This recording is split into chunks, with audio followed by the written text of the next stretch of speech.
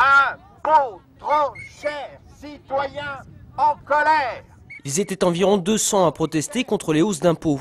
Dans le cortège, certains ont vu leur taxe d'habitation augmenter de 25% et leur taxe foncière de 40% en 3 ans.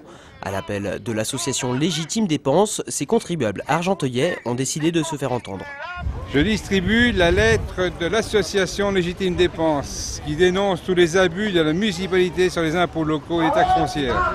Et cette sensibilisation de la population est parfois reçue 5 sur 5. Je touche que 1 000 € et vous me prenez 700 €. Qu'est-ce que je vais faire? Taxe d'habitation. L'opposition municipale était elle aussi présente dans ce défilé qui s'est arrêté au pied de la mairie. Venus défendre les classes moyennes, ces élus craignent une paupérisation de la ville. Impôts trop chers, Argenteuil en colère. Lorsque nous étions en responsabilité, durant cette année, nous n'avons pas augmenté les impôts locaux.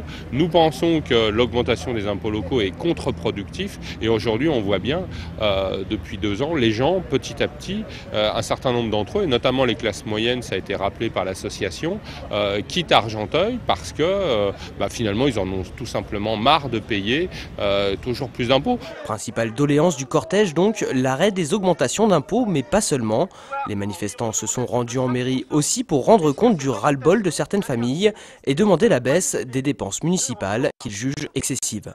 Aujourd'hui, je pense que Monsieur le maire a effectivement fait un peu le même constat que nous, donc il en est conscient, c'est déjà une bonne chose.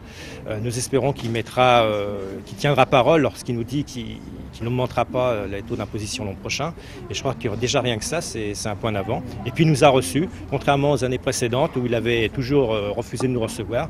Donc on a quand même cette fois-ci, je dirais, un dialogue intéressant. Une délégation de 6 personnes a pu remonter ses revendications auprès du maire. Si chacun est resté campé sur ses positions, elle a néanmoins reçu l'assurance qu'il n'y aurait pas de nouvelle hausse en 2011.